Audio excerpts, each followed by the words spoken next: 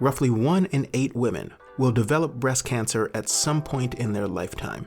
And while a diagnosis is obviously devastating, the earlier it's made in the cancer growth cycle, the better the patient's chances of beating it and making some kind of recovery. This is part of why both self-examinations and regular clinical screenings are so important.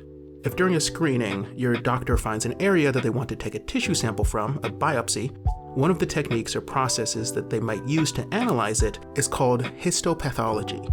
A microscope or digital pathology scanner will take high-resolution images of the tissue sample, and then the doctor will analyze these images for traces of cancer. This kind of analysis is, in many cases, a manual task. A doctor is physically examining and scrutinizing these images for patterns and markers that look to them like potentially cancerous growths. This is where today's paper comes in. I don't believe that the authors are advocating for a full automation of this process.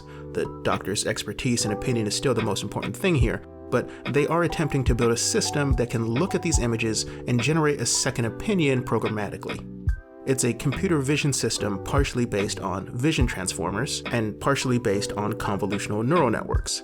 It is trained on thousands of labeled images and can quickly classify an image as benign or malignant. In order to understand what this system is trying to detect, we need to start by getting some background on what breast cancer is and how it physically manifests and grows. Then we'll turn to the vision transformer architecture and learn how this system processes visual inputs and performs classification. And lastly, we're going to look at how they trained their model, how they evaluated it, and the results they've obtained so far.